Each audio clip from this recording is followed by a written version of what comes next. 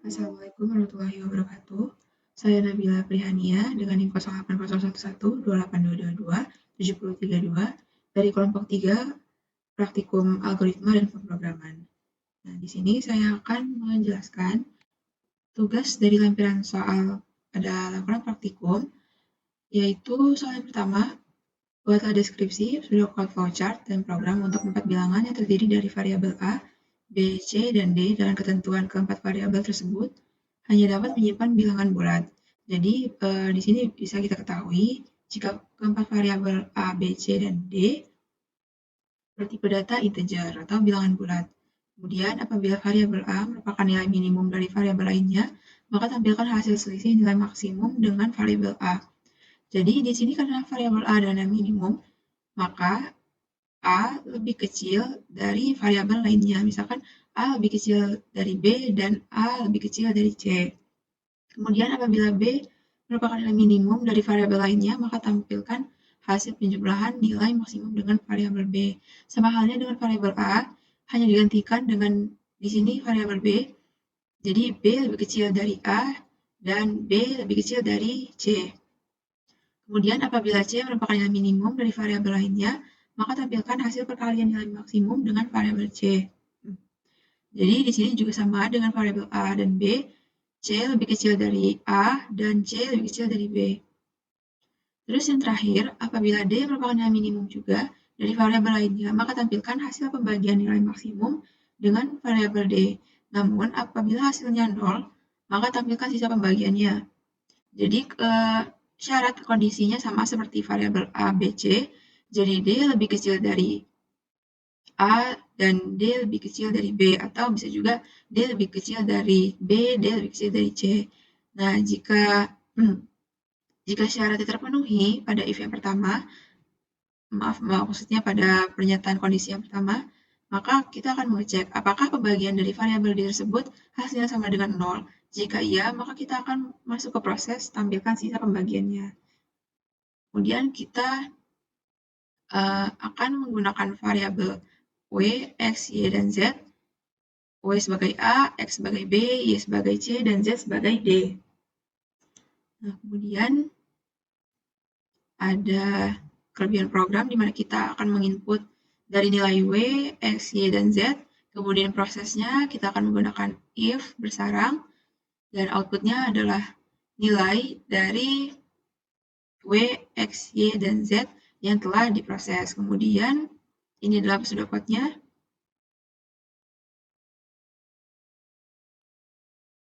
Dan ini adalah flowchart-nya, flowchart dari if bersarang. Nah, ini adalah if yang pertama, jika benar true, maka ini adalah di mana nilai W-nya. Nah, kita akan mengecek variabel W-nya. Di sini adalah pengurangan nilai W. Kemudian jika salah, kita ke else if, kemudian if bersarang lagi. Dan ini adalah variabel yang kedua dengan proses penjumlahan plus X. Kemudian ini adalah else if lagi, else if Y lebih kecil, dan kita akan memproses perkalian Y. Nah, jika ada sambungannya, jika terdapat flowchart di halaman yang berbeda, kita membutuhkan konektor. Jika di halaman yang sama, kita menggunakan konektor yang berbentuk bulat ini. Kemudian untuk di halaman yang berbeda, kita membutuhkan konektor yang berbentuk segi 5. Kemudian ini adalah kondisi yang terakhir, jika nilainya tidak terpenuhi dari W, X, Y, maka kita akan ke variabel terakhir yaitu Z. Jika benar dan salah, nah ini adalah if bersarangnya. Kemudian ini ada proses, ini adalah hasil pembagian Z.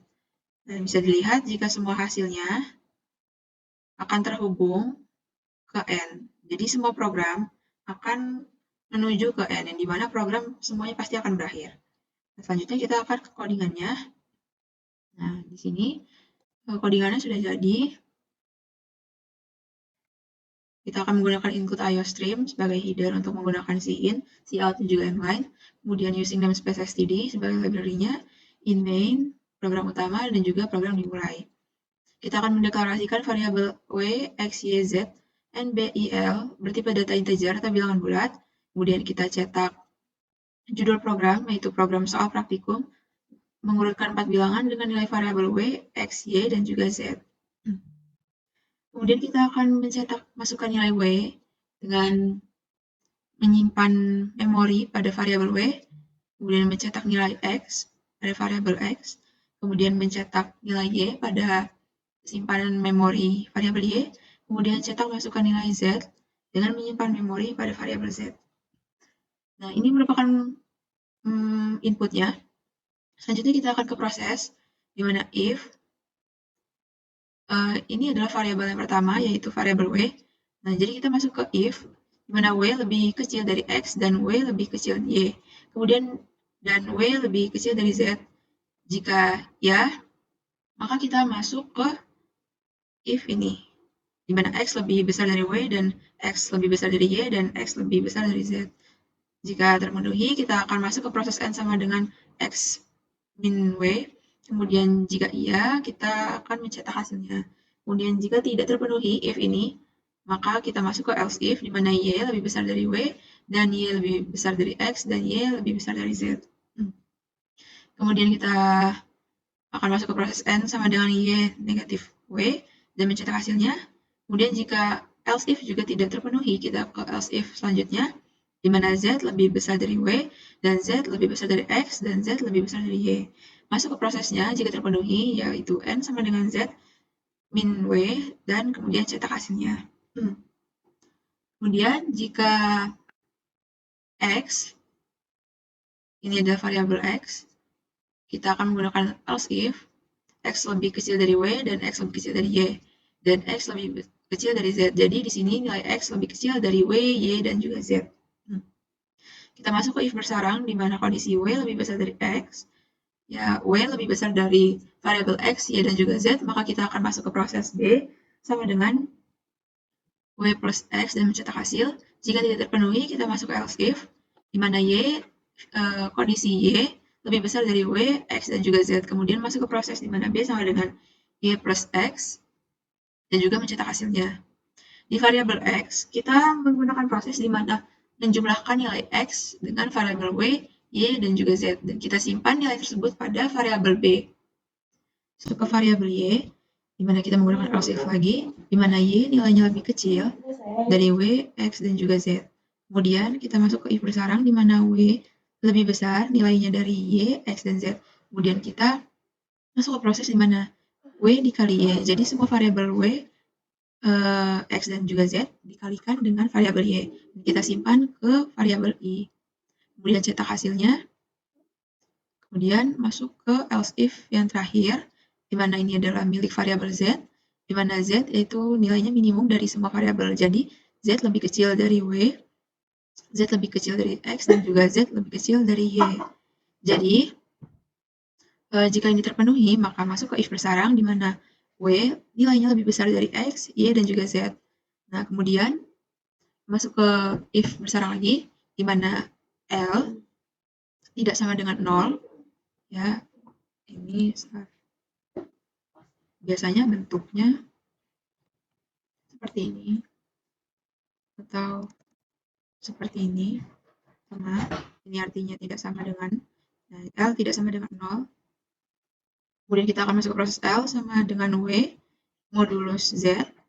Dan jika tidak terpenuhi, maka else L sama dengan 0 dan L sama dengan W dibagi Z. Cetak hasilnya, nah sama halnya dengan variabel X. Jika lebih besar dari W, Y, Z, maka awalannya digantikan dengan variabelnya.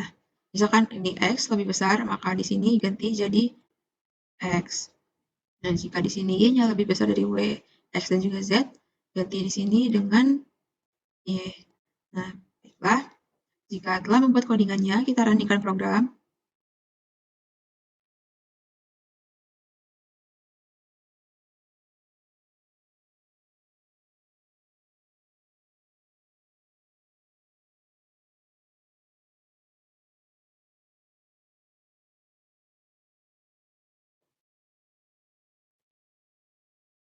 Nah, misalkan masukkan nilai W.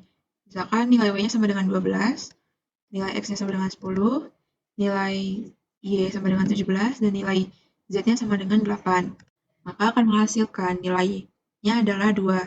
Sebagai yang kita tahu, di sini nilai Y lebih besar daripada WX, YZ, dan yang lebih kecil adalah Z. Jadi, proses yang akan digunakan yaitu pada variabel Z, di mana Z lebih kecil dari variabel WX, Y. Nah, sekian untuk penjelasan pada soal nomor 1. Selanjutnya akan dijelaskan untuk soal nomor 2 di video berikutnya. Terima kasih.